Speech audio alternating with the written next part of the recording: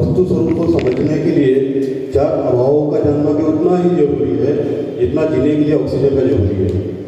तो इसी श्रृंखला में मैं पहले मंगलाचरण के लिए मैं बुलाना चाहता हूँ हमारी भाभी जी स्वर्णलता जी है।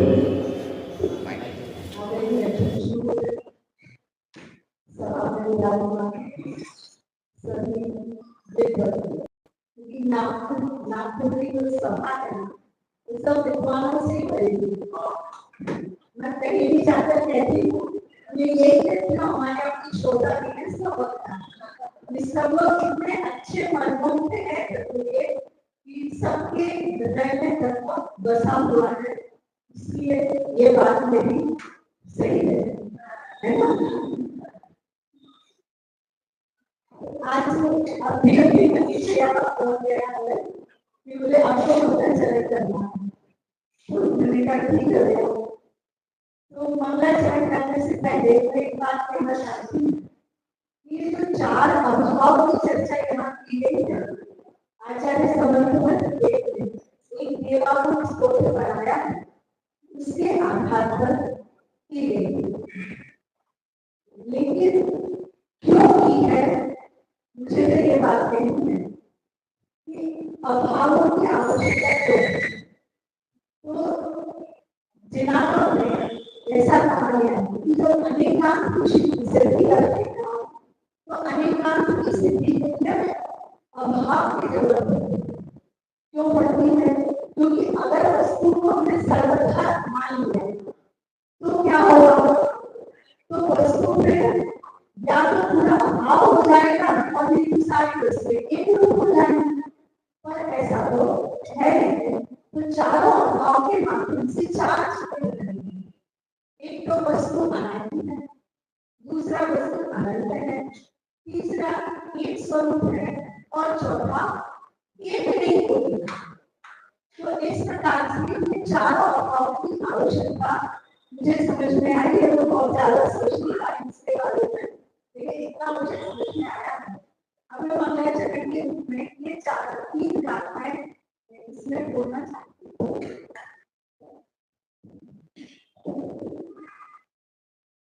भावैकान्ति पदार्थानां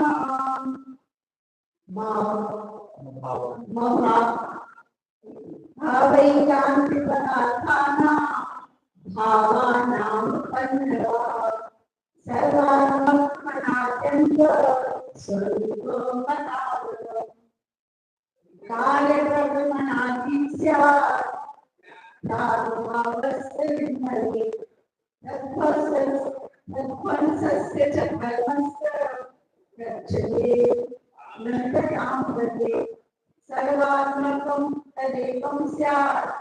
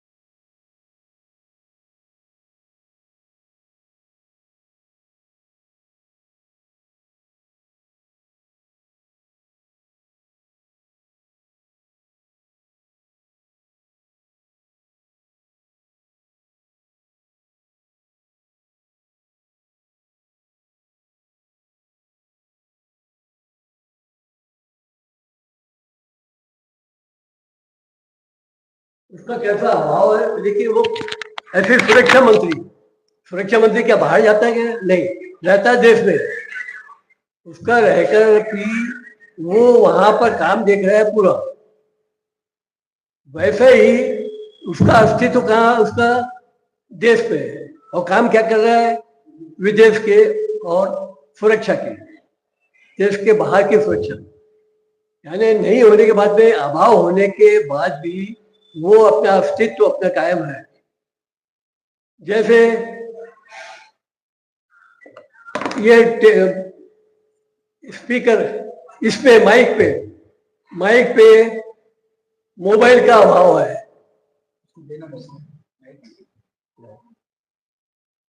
माइक पर मोबाइल का अभाव है, तो उसमें आस्ती और नास्ती, यानी मोबाइल पे माइक का अभाव है तो मोबाइल में ये कहेंगे कि इस चीज की नास्ती है। कोई भी चीज को समझने के लिए अगर दो चीज में भेद विचार करना है तो दोनों का स्वरूप समझना जरूरी है, उसके बिना समझ नहीं सकते।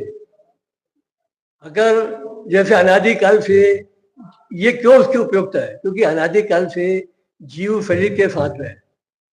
अगर हम जीव का और अजीव का स्वरूप नहीं समझेंगे तो ये समझ नहीं सकता कि जीव में ज्ञान चेतना है, उसमें जो है क्या बोले चाहिए, उसमें जड़ता, अचेतनता का अभाव है। ये जो चीजें, अब जैसे दाल आए, गेहूं चावल आए, उसमें कचरा, दाल में कचरा मिक्स है। अब हमको पता है अगर कि इसका भाव क्या है और अभाव क्या है, इसको क्या छांटना है, तो भाव और अभाव मतलब इसमें उपयोगिता क्या चीज की है और क्या चीज की नहीं है, इस तरह से वस्तु का स्वभाव जानना। अभाव मतलब इसके अंदर रहकर ही मूल स्वभाव है आत्मा का, ये नहीं कि इसको बाहर हम मतलब इसकी कमी करें। और भी समझने के लिए, जैसे पर की अपेक्षा पदार्थ का धर्म है, जिसमें स्वभाव धर्म है, अभाव भी धर्म में है। जैसे अंगूठी और उंगली, अंगूठी में उंगली का अभाव है और उंगली में अंगूठी का अभाव है। इस तरह ये अभाव मतलब वस्तु का स्वभाव है, वस्तु का धर्म है, और बिना अभाव के हम स्वभाव की महिमा नहीं आ सकती है। बस इस बात को मैं अपने शब्दों में विराम देता हूँ। जय जय।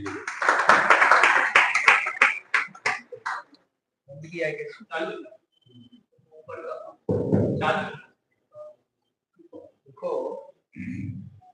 हमारे नरेश जी ने अभी अपना विषय प्रस्तुत किया, मेरे को आखिरी में नहीं बोलना है, क्योंकि आखिरी में सुनता नहीं है, पुस्तक के बाद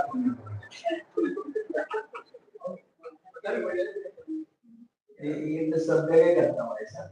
जयपुर में बड़ी सभा होती है, उसमें भी हमने 8 वक्ताओं में भी निकाला है, तो मैं पहले से रखवा लेता हूँ, 8 वक्ता के बाद अब वो सिस्टम हमने जनरल कर दिया, और शांति जी भी करते हैं तो ऐसे ही करते हैं।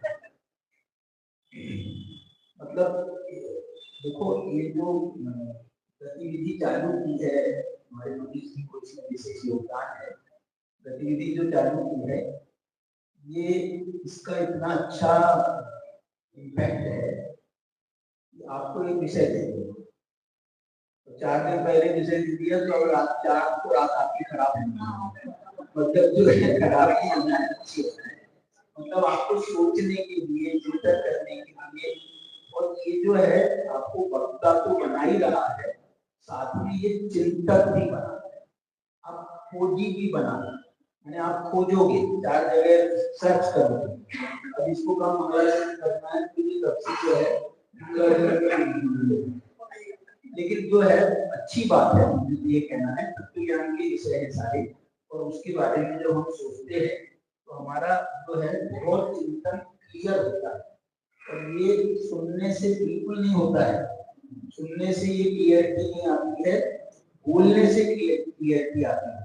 आप यदि लिखने लगो तो और अच्छी आने लगे, लिखने में और अच्छी आती है। तो जो है ये जो काम शुरू हुआ है, अभी नरेश जी ने भी अपना 5 मिनट का वक्तव्य दिया, उन्होंने भी मतलब एक बात भी ऐसी नहीं बोली जो सिद्धांत के विरुद्ध जा रहे हैं। कितना स्पष्ट किया हुआ है ये अलग बात है, लेकिन सिद्धांत के विरुद्ध नहीं है। और जीवन में जो सीखा है उसको उन्होंने, इसको जो इनका जो प्रस्तुति थी ये कोई आगमाधारित प्रस्तुति नहीं थी। इन्होंने जो भी अपना चिंतन किया, सोचा, उसके आधार पर ही इन्होंने बोला। ये बहुत अच्छी बात है, ये बहुत अच्छी बात है। आगम के आधार पर आप 4 जगह से लिख लो और 4 भाव का पाठ पढ़ लो और उसके पाठ के आधार पर बोल दो, रट लो, वो अच्छी बात भी नहीं है। और इन्होंने भी वो नहीं किया।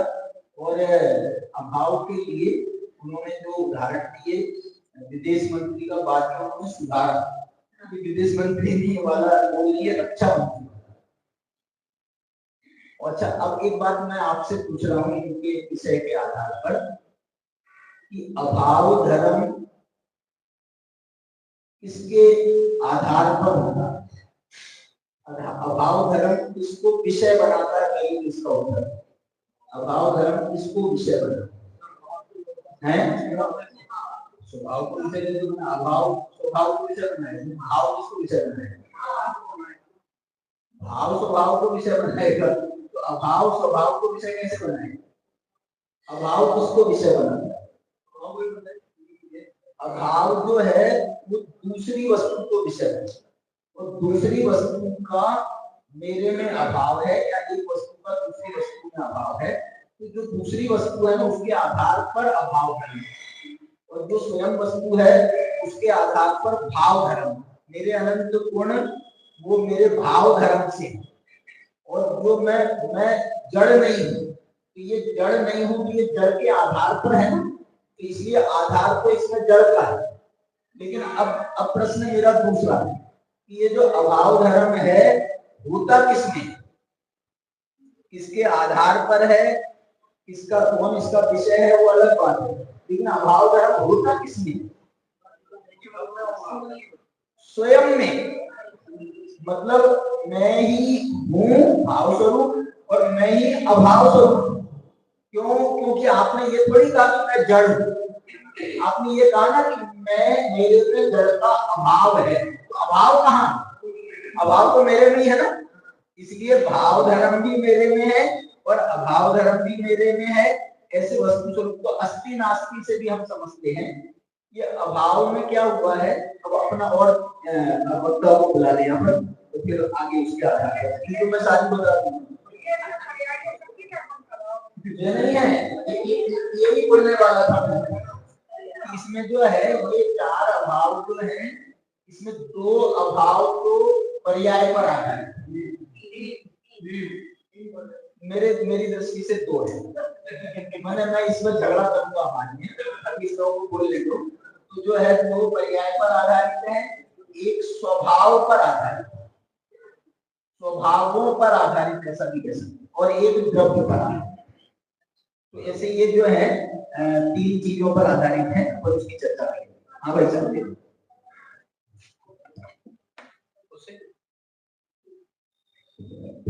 ये एक इंडिकेशन है कि वक्ताओं का भी सोच समझ के बोलना चाहिए। डॉक्टर साहब बैठो, आगे चले। तो इसी श्रृंखला में अगले वक्ता के रूप में बुलाना चाहता हूँ, जो अपना वक्तव्य बताएंगे प्रागभाव और प्रध्वंस स्वभाव का स्वरूप के ऊपर में। श्री विशाल जी मौजूद हैं।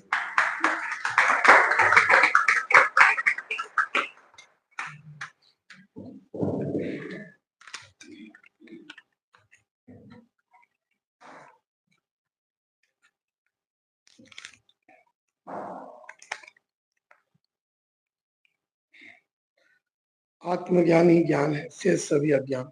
विश्व शांति का मूल है वीतराग विज्ञान। ओम नमः सिद्धव्य। आदरणीय मंच एवं सभी श्रोताओं को सादर जय। चतुर्थ साप्ताहिक संगोष्ठी के अंतर्गत 4 अभाव का स्वरूप एवं जानने से क्या लाभ होता है, इस विषय की चर्चा सत्र में आप सभी का मैं ध्यान आकर्षण चाहूंगा। सर्वप्रथम जैन दर्शन में अनेकांत क्या है ये हमको समझना पड़ेगा। जितनी भी वस्तु है, जितने भी पदार्थ हैं, जितने भी अर्थ हैं, उन सब में अनेकांत उनका स्वभाव है।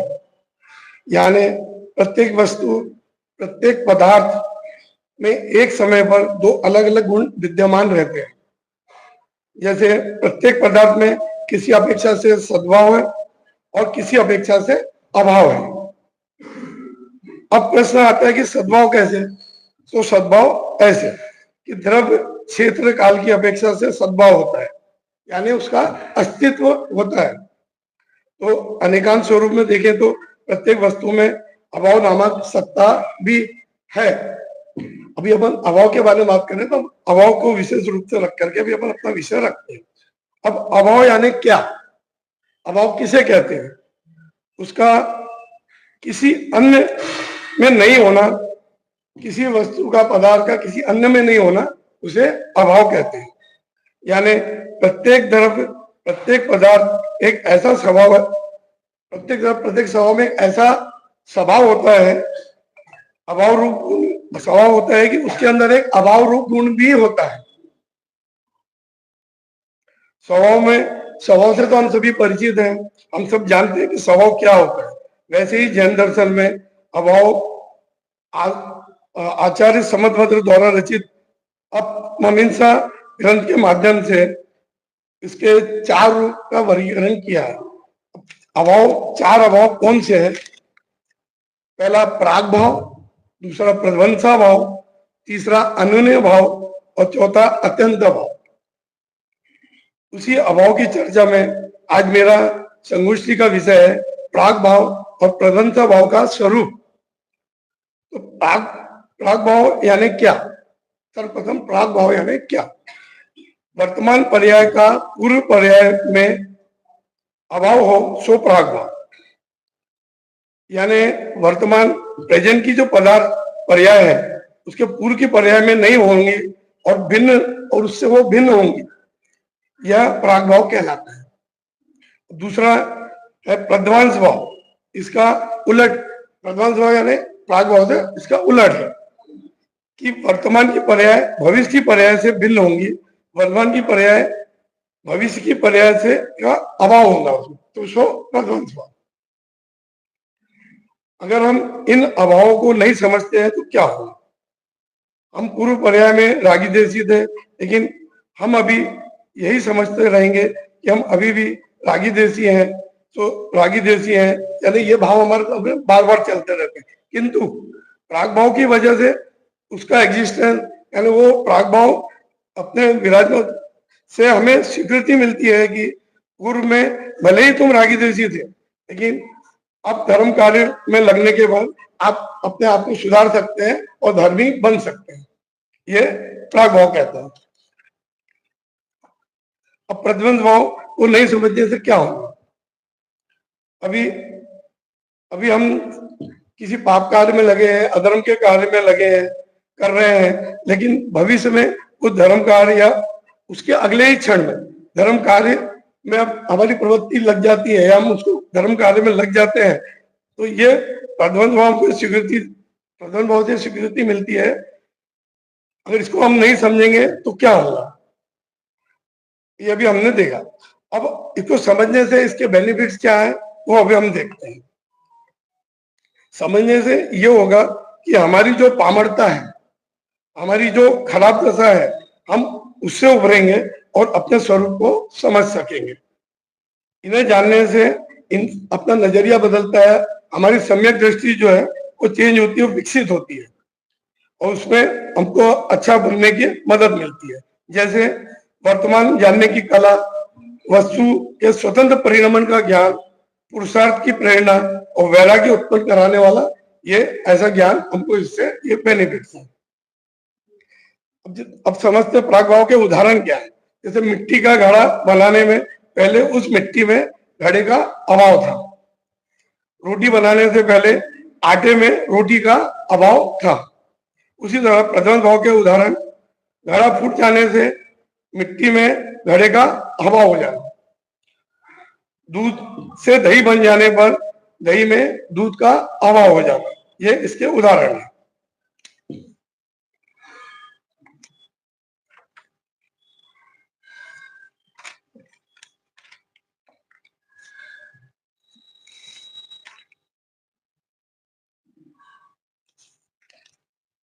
अब इसका ये निष्कर्ष है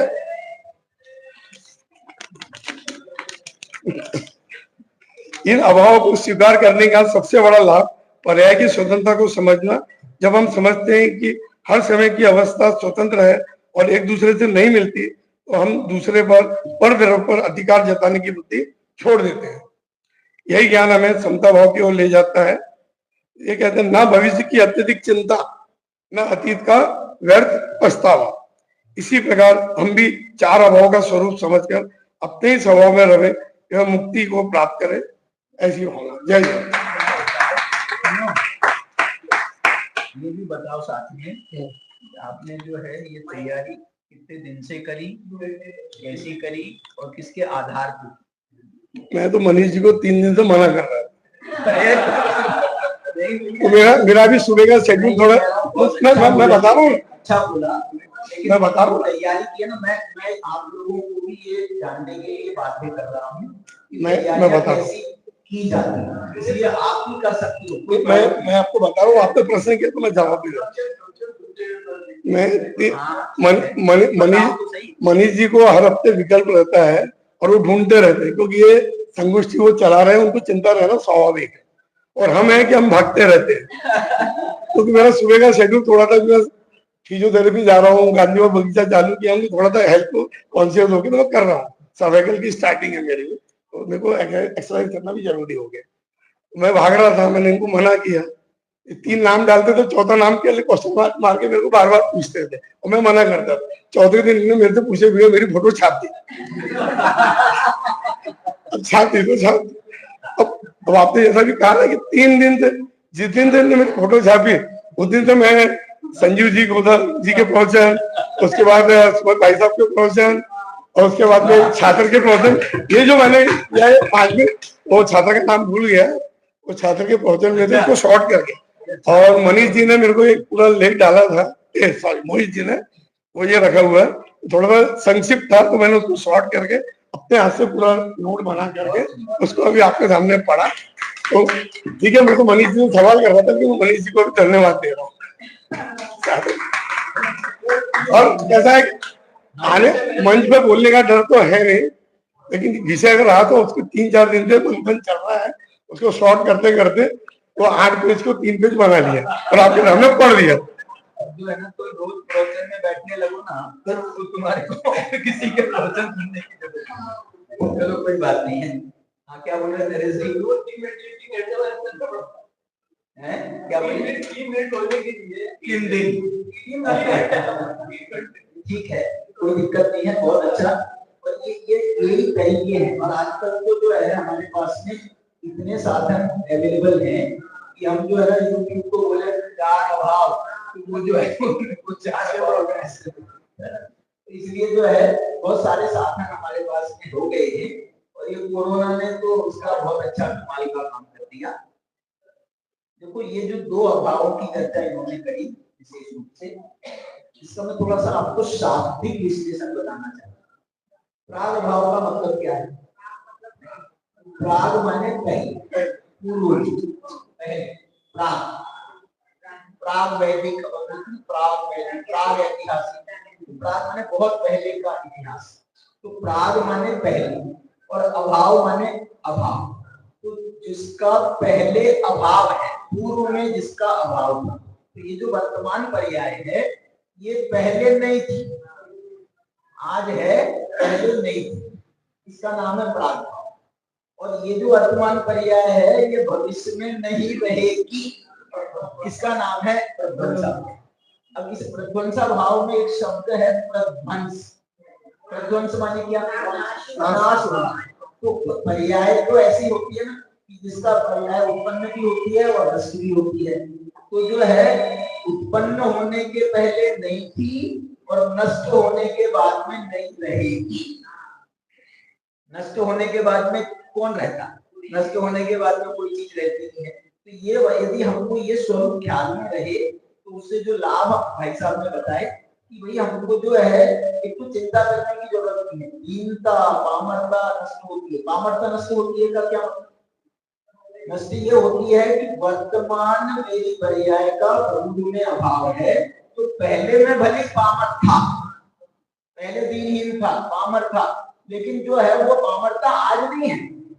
आज जो है ये पहले नहीं थी, ये पर्याय पहले नहीं थी, इसलिए मेरे को पहले पर्याय से घबराने की जरूरत नहीं कि पहले नरकों में था, अब नरकों में था तो काय को रो रहा था ना, इसलिए जो है चिंता करने की जरूरत नहीं है। और भूतकाल के बारे में सोचना नहीं, हम बहुत काल भूतकाल के बारे में सोचते हैं और भविष्य काल की चिंता करते हैं, तो भविष्य काल की चिंता नहीं करना है, ये प्रागभाव प्रभुत्सा भाव को समझने का लाभ है। हाँ भैया,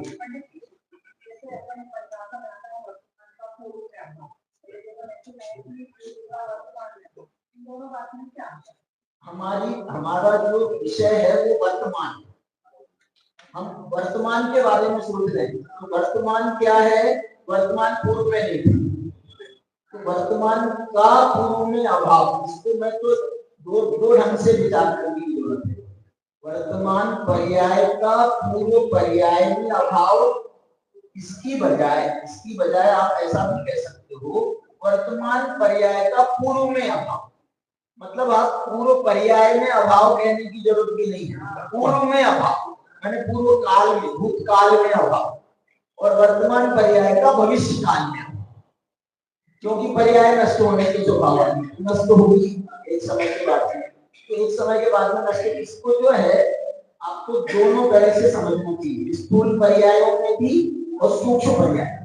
एक समयवर्ती पर्याय में भी एक समय पहले भी थी पर्याय और एक समय बाद में भी नहीं रही, लेकिन जो स्थूल पर्याय, जैसे मैं इसका उदाहरण दे रहा हूँ, अब मैं कहूँ था भविष्य में नहीं रही, अरे 25 साल से आप देख रहे हैं तो भूत जो है ना, इस पर्याय के पहले की पर्याय, इस पर्याय के पहले की पर्याय, और ये नष्ट हो जाएगी उसके बाद इसका अभाव। इस दृष्टि से हम स्थूल पर्यायों में भी घटा सकते हैं। मनुष्य पर्याय 100 साल की, हमारी 70 साल की, 50 साल की, तो वर्तमान पर्याय का पूर्व में अभाव, मैंने भूतकाल में जो पर्याय थी वो जो भी थी वो थी, इसका तो पूर्व में अभाव।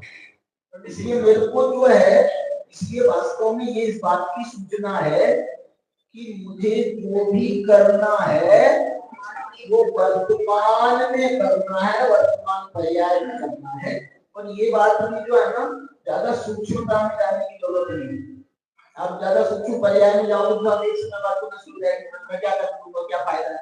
इसलिए तुम तो अभी ये मान के चलो कि वर्तमान पर्याय 100 साल की, तो तेरे को ये काम करना, लेकिन 100 साल की भी मानेगा तो तू अभी तो बहुत बाकी है इसलिए कहना कि प्रति समय नष्ट हो जाएगी। बोलो साहब। मुझे ऐसा लगता है जैसे कोई आदमी भला है और पहले बुरा था, तो आज वो पहले भला नहीं था, उससे बोलना आज बुरा नहीं है ज्यादा प्रासंगिक है, आज ये बुरा नहीं है ये ज्यादा प्रासंगिक लगता है। नहीं, मैं क्या बोलना चाह रहा हूँ, बात तो दोनों तरफ से सही है, लेकिन हमारी जो चिंता है वर्तमान की है, तो मैं बुरा नहीं हूँ, आप ऐसा भी बोल करके आप बात तो वर्तमान की कर रहे हो ना। मैं बुरा नहीं, कौन बुरा नहीं है, मैं वर्तमान बुरा नहीं, तुम, मैं ये कह रहा हूँ इसमें कोई मुझे दिक्कत नहीं है, लेकिन तुम ये चिंता करो मैं बहुत बुरा था, मैं बहुत बुरा था, मैं बहुत बुरा था, ये चिंता करने का मनाई, प्राग भाव जो है इस चिंता की मनाई कर, मैं बुरा नहीं हूँ, ये बहुत अच्छी बात है, इसमें कोई दिक्कत नहीं, ये वर्तमान की बात करो, जो भी करना है वर्तमान। प्राग भाव ये कहता है कि ये बुरा, ये भला नहीं था उस समय की सोचना ही नहीं। मैं क्या करना चाह रहा हूँ, वर्तमान पर्याय पर विचार कर रहे हैं हम, चारों अभाव, क्या बोला, चारों अभाव का, भाई हम भूतकाल की तो बात करें, बात सही है, भूतकाल में वर्तमान का अभाव है, लेकिन मुझे भूतकाल की बात क्यों करना, मुझे तो वर्तमान की बात करना, इसलिए वर्तमान का भूत में अभाव, प्राग अभाव, तब नाम प्राग अभाव है ना, मैं क्या करूं इसका, पूर्व पर्याय, तो पूर्व पर्याय सब तब तो थी वो पर्याय, प्राग अभाव किसका है, वर्तमान का प्राग अभाव है, और वर्तमान का प्रध्वंस होने के बाद वर्तमान को केंद्र में रखना, वर्तमान को केंद्र में रख करके बात करना। हाँ जी, अगले वक्ता खुद एक शास्त्री है, अत्यंत भाव और अन्य भाव के स्वरूप को समझाने के लिए मैं आमंत्रित करता हूँ हमारे संजय जी जैनी साहब को।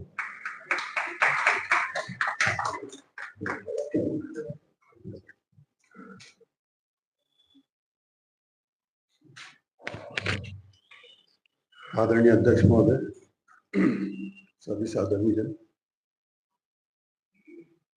इस चार अभाव का जो विषय है जनागम में ज्यादा नहीं मिलता है। आप ढूंढने जाओगे ना, छांटना पड़ेगा कहाँ कहाँ से निकालेंगे। लेकिन जैसे हम तत्वार सूत्र को कहते हैं ना, गागर में सागर, जैसे चार अभाव के अंदर में पूरा गागर का सागर, पूरा जनागम।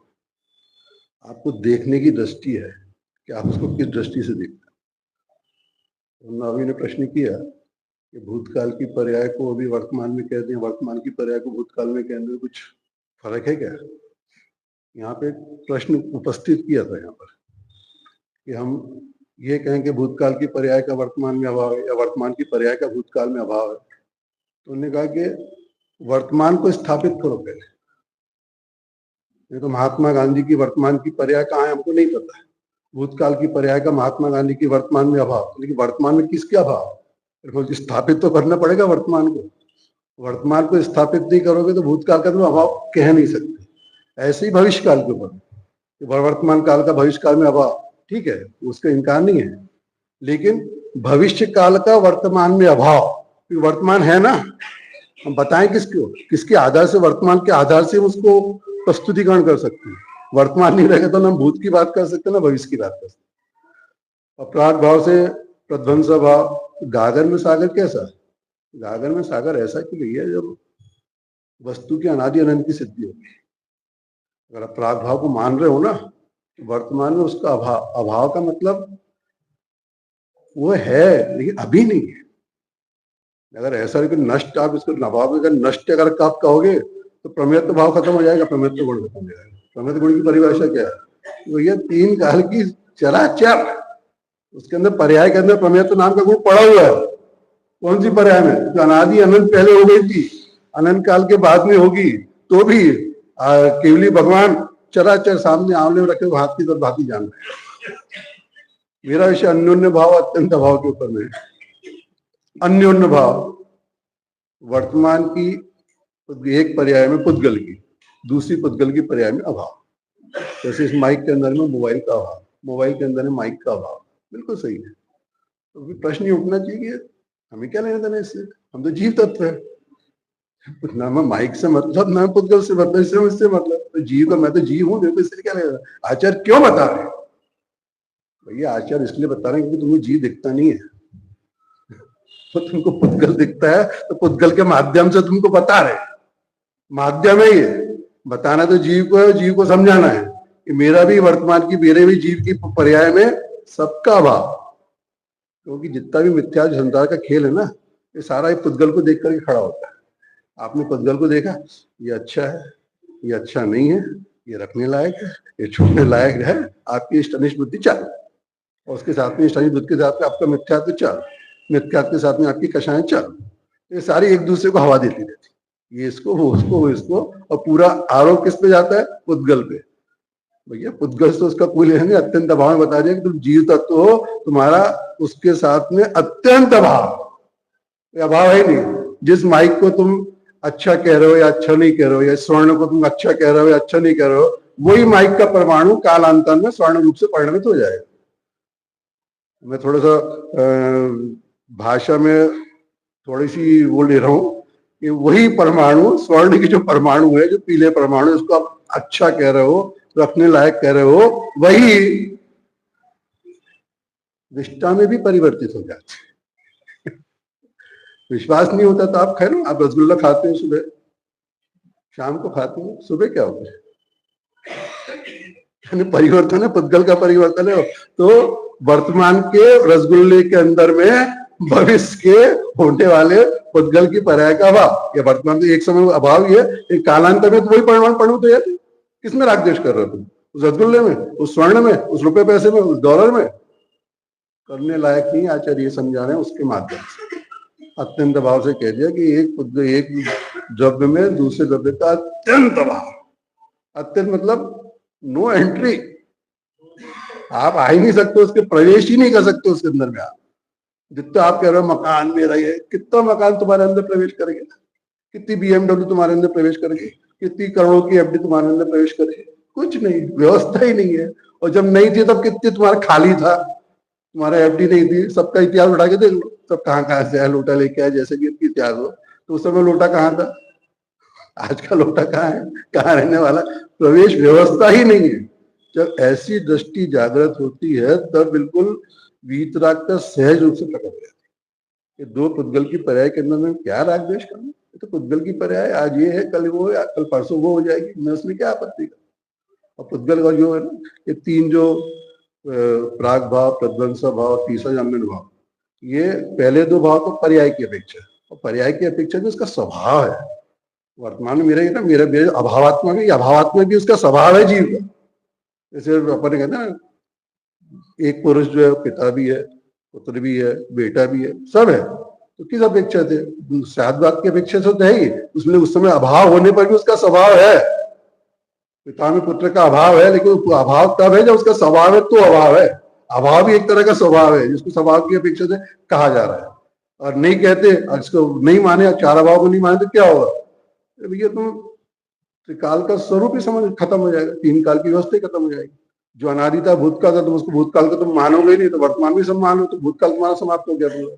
प्रध्वंस भाव नहीं मानो तो तुम्हारा भविष्य पूरा पूरा खत्म हो गया, तो काल की व्यवस्था खत्म हो गई पूरी पूरी वस्तु का।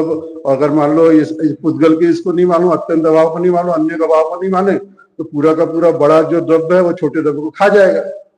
पुद्गल सबसे बड़ा द्रव्य है, उससे बड़ा आकाश द्रव्य, एक अखंडता के साथ विचार कर दो, सबको खा जाएगा, पूरा एक हो जाएगा। तो वो सब होने के अंदर किसी का अस्तित्व नाश नहीं होता, किसी पर्याय का नाश नहीं होता, पर्याय अपने समय व्यतीत हो जाती है। नाशवास का तो चक्कर ही नहीं अपने आप, कोई कुछ भी नाश नहीं होता, पुद्गल भी नाश नहीं होता, उसकी पर्याय बदल जाती है। उसको चक्रवर्ती का उदाहरण देख लो आप, चक्रवर्ती के उदाहरण के अंदर शुभम चक्रवर्ती थी, नाम हम ज्यादा हो सकता है, चेक कर लेना, इनको 700 करोड़ वर्ष तक वो था, कोढ़ की बीमारी थी, सनत कुमार चक्रवर्ती। अब देवों के अंदर, स्वर्ग के अंदर चर्चा हुई, साहब उनका रूप तो अतिशय, वाह क्या शानदार रूप है। और देवों ने परीक्षा करने के लिए आए वहां पर देख रहे हैं कि अपने व्यायामशाला के अंदर में, जिम के अंदर में अपनी बॉडी का एक्सरसाइज कर रहे हैं, तो देख के वास्तव में बहुत अच्छी। तुमने कहा अभी ठहर जाओ, राज सिंहासन में बैठता हूँ, जरा एकदम देखना, तब मेरा श्रृंगार देखता था, शालीशान चक्रवर्ती से देखो, तब देखना मेरा चक्रवर्ती के ड्रेस में बैठे समझ लो वहां पर, वो प्रोटोकॉल के साथ में अपने सिंहासन के ऊपर। तो देव महाराज क्या बोल रहे हैं, बोले अब वो बात नहीं रह गई जो बात था क्या हो गया, अरे भैया तुम्हारे अंदर कोढ़ के परमाणु प्रविष्ट हो गए, कहाँ देख रहे, इतना शानदार देख रहा है, तुमने कहा थूको, चक्रवर्ती महाराज ने थूका, और वहां जो जीव था पड़ा तो मर गया। ये सिद्धि हो गई कि तुम्हारे अंदर कोढ़ के परमाणु प्रविष्ट हो गए, और 700 वर्ष तक बाद में कोढ़ रहा मुनि अवस्था में। अब विचार करो, यहाँ चार अभाव यहाँ लगाओ। अब जब मुनि अवस्था में जब घूम रहे हैं सनत कुमार चक्रवर्ती, तब उनका पूर्व पर्याय का वर्तमान में पूर्व पर्याय का अभाव, जो राज सिंहासन में बैठे थे उसका अभाव। अब भविष्य में उनकी 700 करोड़ की वो 700 वर्ष तक उनकी चलने वाली है कोढ़ की रूपी अवस्था, आपका वर्तमान में विचार करो, मुनि अवस्था में घूम रहे हो और 700 करोड़ का उनका वर्तमान में अभाव, और ये दोनों पुद्गल की अन्योन्य अभाव, एक कोढ़ वाली अवस्था का शरीर का और एक सुंदर अवस्था का, इन दो का अन्योन्य अभाव वर्तमान में होता है, लेकिन भविष्य के आपको बता रहा हूँ समझने के लिए।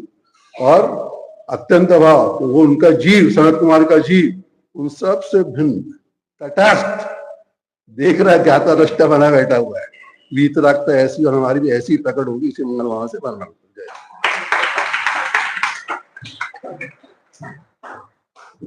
सनत कुमार चक्रवर्ती कामदेव में क्या, वैसे ही मतलब उनके की चर्चा हो रही है। अच्छा, इनको जो है वो राज्य अवस्था में कोढ़ होता है, इनको दीक्षा कैसे दी है, मैं ये पूछ रहा हूँ, क्या कोई कोढ़ी को दीक्षा मिल सकती है? लेकिन परीक्षा में तो पहले होगी, परीक्षा में तो मतलब मैं तो प्रश्न करता हूँ, तो मैं तो ऐसे बोल रहा हूँ कि वो तो भी यदि किसी का इच्छा का भाव है तो कोई क्या दिक्कत है, रोग भी है तो भी लेने में क्या दिक्कत है, मरते मरते तक की इच्छा दिलाते हैं, इसलिए जो है कोई दिक्कत नहीं। हाँ तो ये नहीं, आगम जो है ये बात भी तो कहता है ना कि योगियों को इच्छा ही नहीं। ये प्रश्न मैं इस प्रश्न को करा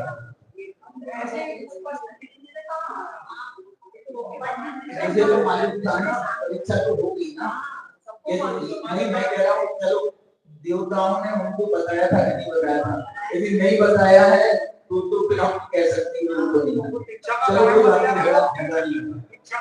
सुनो, मैं ये कह रहा हूँ देखो अन्योन्या भाव का जो है ये अभी करीब 20-25 साल से इस बात पर बहुत विद्वानों के बीच में चर्चा चल रही है। ये अन्योन्या भाव दो युगल द्रव्य की पर्यायों में होता है क्या? एक बात समझना संदीप जी, दो उद्गत द्रव्य की पर्यायों में होता है, ये तो है ही, मतलब ये तो परिभाषा में है। दो उद्गत द्रव्य की भूत भविष्य की पर्यायों में नहीं, दो उद्गत द्रव्य की वर्तमान माने किस पर्याय की वर्तमान, वो विष्ठा की पर्याय का तुल्य की पर्याय में अभाव, ये तो प्रध्वंसा भाव, ये तो प्रध्वंसा भाव, ये अन्योन्या भाव नहीं है। अन्योन्या भाव तो कह रहा है ये विष्ठा भी, ये तुल्य भी विष्ठा बन जाएगा, वो बन जाएगा, वो अलग बात है। लेकिन तुम अभी चिंता मत करो, अभी तो रसगुल्ला ही है, अभी विष्ठा नहीं है, ज्यादा झगड़ा नहीं करो, तो हमको बहला के दिलाओ। ये हमको तो बहला से बचाता है, मतलब तो वर्तमान पर्याय, दो वर्तमान पर्यायों में अभाव है।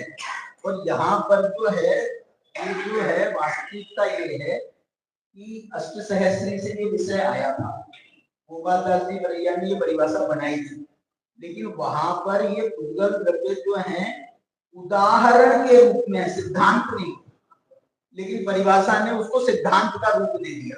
एक उद्गत, उसमें तो ये था कि घट पट नहीं है, पट घट नहीं, ये नहीं है, ये नहीं है, ऐसा उदाहरण था। अब उदाहरण तो सब देखने में तो उदाहरण सारे उद्गल भी आएंगे, इसलिए वो उद्गल पर उदाहरण थे, लेकिन उन्होंने कर दिया उसको जो है परिभाषा बना। परिभाषा क्या है इसकी मालूम? एक स्वभाव का दूसरे स्वभाव में अभाव, ये परिभाषा है।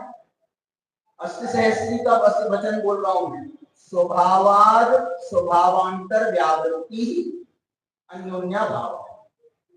एक स्वभाव की दूसरे स्वभाव में व्यावृत्ति का नाम अन्योन्या भाव है। इसी को प्रवचन सार ने अतद भाव या तद अभाव के नाम से कहा है। लेकिन वो जो है समझने में ऐसा हो गया कि अन्योन्या भाव अलग चीज है और तद अभाव अलग चीज, अभाव तद अभाव जो है वो अलग चीज है, ये समझने में आ गया। वास्तव में जो तद अभाव है, दो प्रकार के अभाव है, ये चार प्रकार के तो ये विस्तार